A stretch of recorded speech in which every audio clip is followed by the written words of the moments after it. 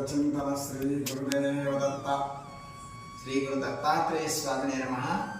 దత్తాత్రేయ స్వామి వారి క్షేత్రాన్ని ఆశ్రయించినటువంటి యొక్క సమస్త భక్త మహాశైలకి మనవి చేయడం ఏమిటంటే, భక్తులారా, ఈ నెల పౌర్ణమి అంటే పాల్గొన శుద్ధ పౌర్ణమి మదన పౌర్ణమిగా నిర్ణయించబడింది. ఇలాంటి మదన పౌర్ణమి ఈ నెల 24 మార్చి 2024 ఆదివారం రోజున జరపడానికి నిశ్చయించాము. చాలామంది సోమవారం అని చెప్పి అనుకుంటూ ఉన్నారు, కానీ సోమవారం ఉదయం 11 గంటల వరకే పౌర్ణమి ఉంది. ఆదివారం రోజు రాత్రంతా పౌర్ణమి ఉంటుంది కాబట్టి ఆదివారం రోజే మనం పౌర్ణమి విశేషంగా క్షేత్రంలో పౌర్ణమి ఉత్సవాలు నిర్వహించడానికి సంకల్పించుకున్నాం.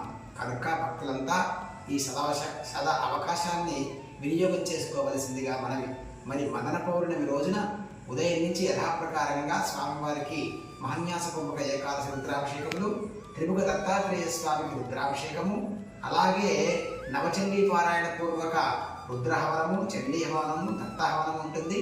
సాయంకాలం 4 గంటలకి గిరి ప్రదక్షిణము, అలాగే గిరి ప్రదక్షిణతో పాటు 3:30 నుండే వసంతోత్సవం ఉంటుంది. రంగులు చల్లుకోవడం.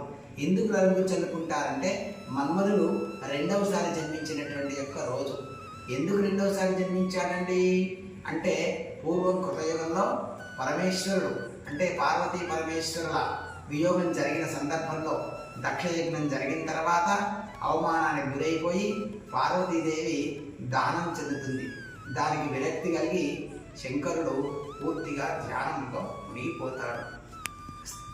లయకారకుడైనటువంటి యొక్క శివుడు ధ్యానంలో ఉండటం మూలాన బ్రహ్మాది దేవతలు కలత చెంది తిరిగి ఆయన పూర్వస్థితిలో రావడానికి ఆయనపై మన్మథ బాణాన్ని ప్రయోగింపజేశారు మన్మథుని చేత.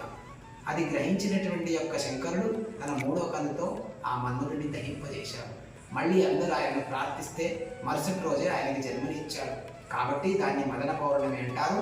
సంతానం కోసం, వివాహం కోసం తప్పించేటటువంటి వాళ్ళు తప్పకుండా ఆ రోజు శ్వేత వస్త్రములు అంటే తెల్ల వస్త్రములు ధరించి పూజా కార్యక్రమంలో పాల్గొనవలసిందిగా మనవి చేస్తూ, ప్రతి ఒక్కరూ పున్నమ రోజు స్వామిని దర్శించి సమస్త శుభాలు పొందాలని చెప్పి ఆశిస్తూ ముగిస్తున్నాము.